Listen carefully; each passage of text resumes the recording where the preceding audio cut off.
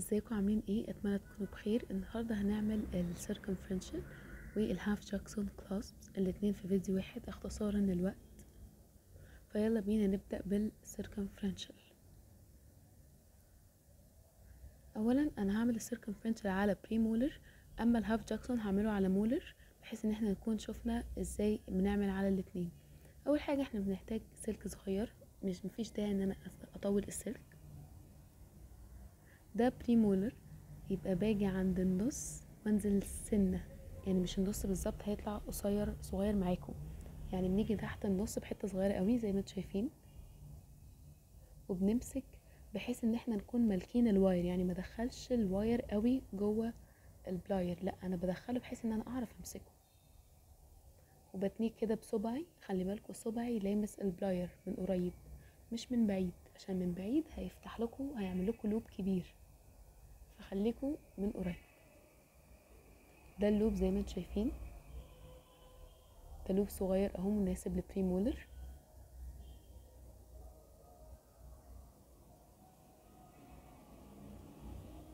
وطبعا انا بعمل الكلاس ناحيه الادنترس اريا، الاريا اللي مفيهاش اسنان.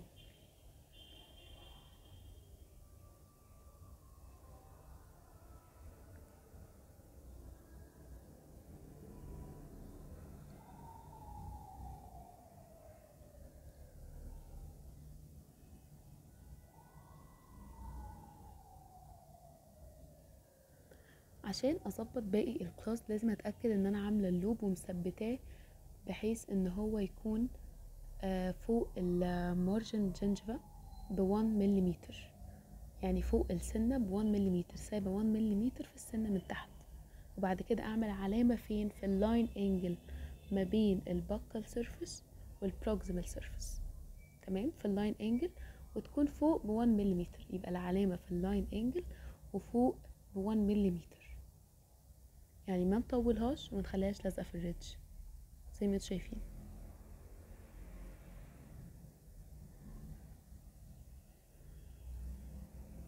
لما نيجي نتني التانية اللي بعد كده هنتنيها على الشارب، لان البلاير عندي فيه من راوند وشارب، انا هتنيها على الشارب. اوكي، همسك اللوب كله جوه، يبقى في السيركمفرنشال اللوب بيبقى جوه البلاير، وببدأ ان انا اتني،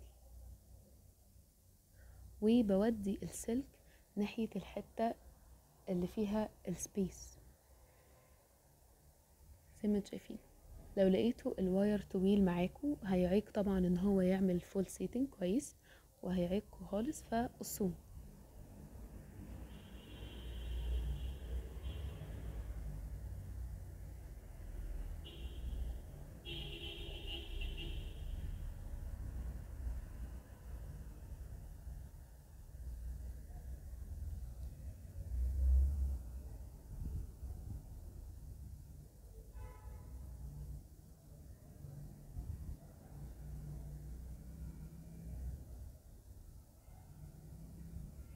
انا كل ده بحاول اظبطه. بعد كده اول ما تعملوه هتلاقوه لما تظبطوه يعني هتلاقوه لامس الريدج في نقطة. بصوا هو كده قريب، هبعده تاني، مش عايزة السلك يبقى قريب من السن، انا عايزاه بعيد عنها.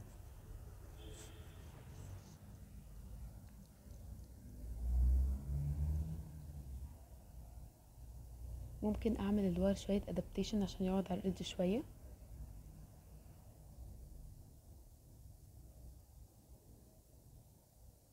في حتة زنقاني فهقصها.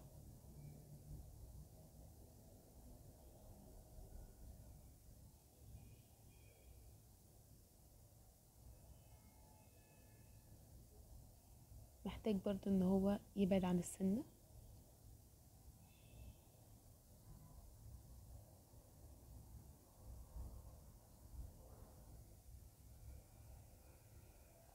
شايفين بعد ازاي؟ بعد كده هتلاقوا لامس الريدج في نقطة، النقطة دي المفروض ان انا هعمل علامة عليها بالماركر، وابدأ من النقطة دي اعمل اتني، اعمل ادابتيشن، هتشوفوها برضو، بس انا ببعده اكتر.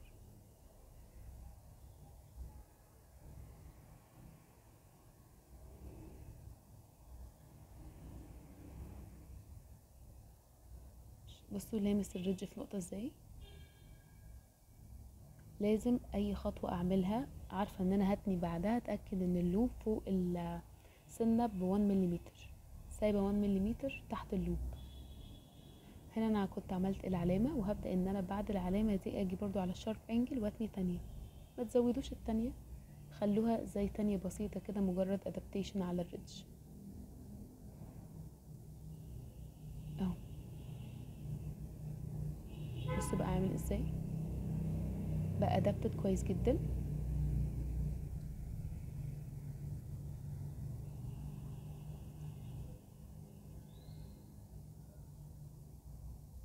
هتعامل كأني حاطة الواير وامسكه من اخر حتة ناحية واتأكد ان انا كده حاطه سليم، عشان نعمل الريتنتيف تيب بتاعتنا. لازم اتأكد ان انا ماسكاه كويس عشان ما اعملش ريتنتيف تيب في اتجاه غلط. المفروض يا ليفت يا رايت، ممكن تعملوها بصة لفوق او بصة لتحت كده غلط. تمام، اتأكد ان انا مسكتها كويس، وبعد كده اتني على الراوند انجل نص دايرة بس. شايفين دي ريتنتيف تيب المفروض يبقى شكلها يبقى عامل كده.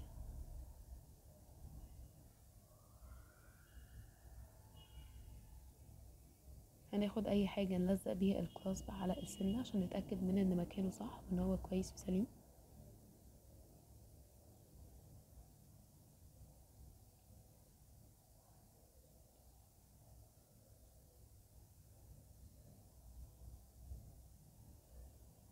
زي ما انتوا شايفين هنا، لو تلاحظوا انا لاقيه ان اللوب الحتة دي طويلة، حشرة السنة جامد، فعادي ولا يهمك، هناخده ونقصه. الحتة اللي في اللوب الطويلة اللي مضايقاني دي هي صعبة في القص الصراحة، بس مش مشكلة. ازاي اعمل evaluation ان انا عاملة الكلاسب صح؟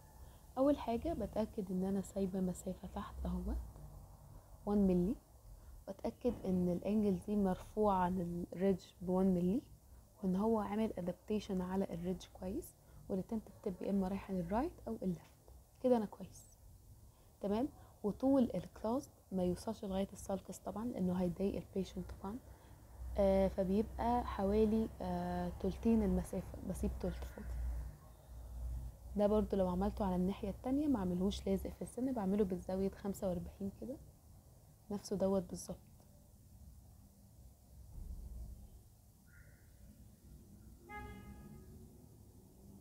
وما تنسوش الاشتراك في القناة عشان تشجعوني ان انا اكمل وانزل لكم ديموز تانية اكتر فيها شرح مفصل. لو عايزين ديمو لاي حاجة قولولي في الكومنتس. هنا انا كنت قصيت اللوب شوية كمان لاني حسيت انها زيادة، بس مش اكتر. هو ده شكل الكلاس النهائي بتاعي، وعرفت ازاي اعمل له ايفالويشن ان هو كويس. نخش بقى على تاني نوع، هو الهاف جاكسون. ده واحد معمول، هنعمل مع بعض يلا واحد. احنا بقى هنعمل هاف جاكسون على مولر، بحيث ان انا نكون شفنا في الفيديو نوعين كلاس على سنتين، مولر اند بري مولر. بنزل تحت خالص اخر حته في اللوب عشان اعمل لوب واسع، ولو تلاحظوا في الاخر بفتحه فتحه كده عشان ما يبقاش ضيق ويبقى واسع. شايفين اللوب عامل ازاي؟ والفتحه دي مهمه جدا، هتظبط لك شكل اللوب بطريقه رهيبه زي ما انتم شايفين.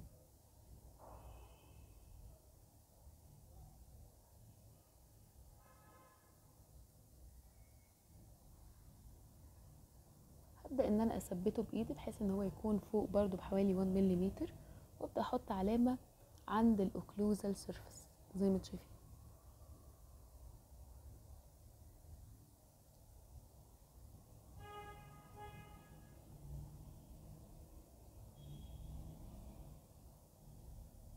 بعد كده هروح على الشارب اند بتاعه البلاير وابدا ان انا اتنيه.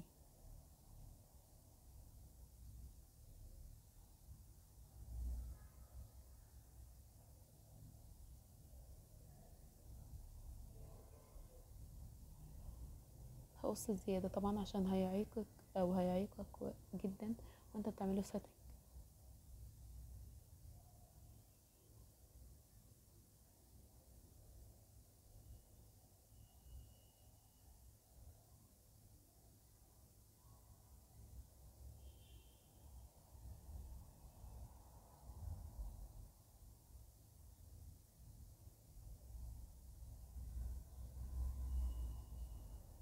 نقص زيادة.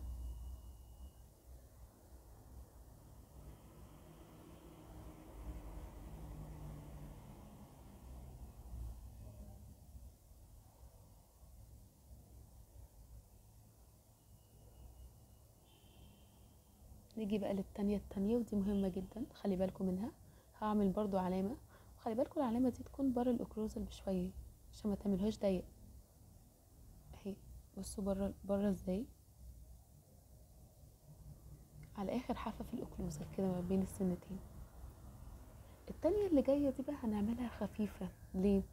عشان لما احطه على السنة اتأكد ان الواير ستريت، لا رايح لفت ولا رايح رايت. هوريكوا ازاي. نعمل تانية خفيفة اهو، مش تانية كاملة.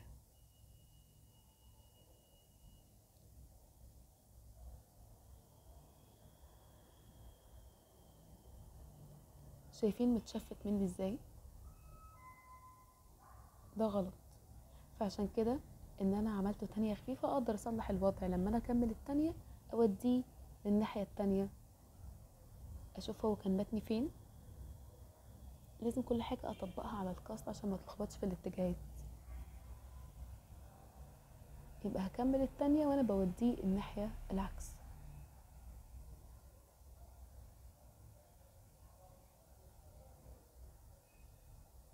نقص زيادة.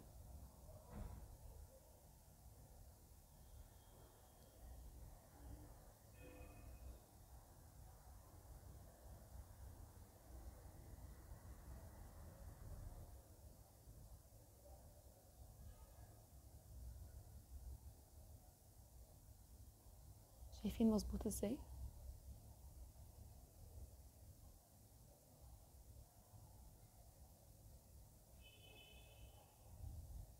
يلا بقى نعمل الريتنتيف تيب بتاعتنا.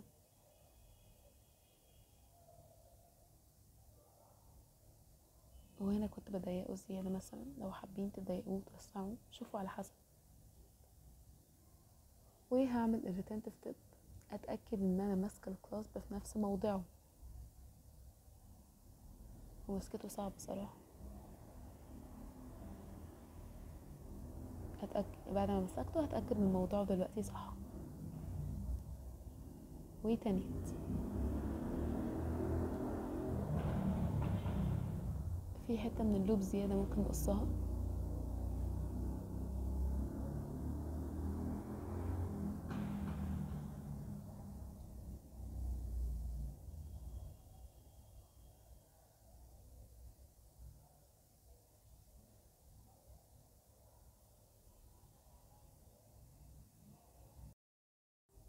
ونبدأ ان احنا نلزقه في مكانه الصحيح، ونبدأ.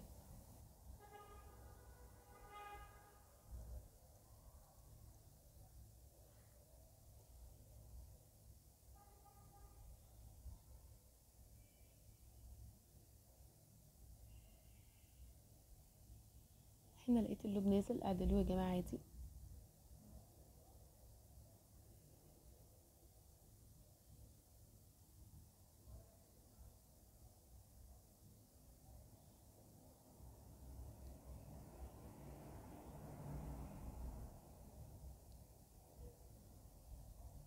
متنسوش تعملوا لايك وسبسكرايب وشير للقناة عشان يوصل لكل الناس المحتوى. هعمل evaluation، هنسيب 1 مليمتر تحت اللوب.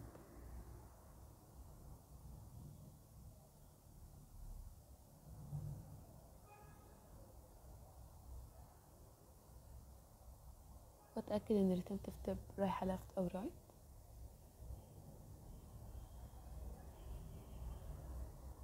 كده احنا خلصنا، وده الشكل النهائي لكل واحد. ده السيركمفرنشال اهو يبقى شكله كده، وده الهاف شخص. اتمنى تكون افدتكم بالفيديو، واتمنى تكون فهمتوا على قد ما تقدروا. ومع السلامة، والقاكم في الفيديو الجاي ان شاء الله.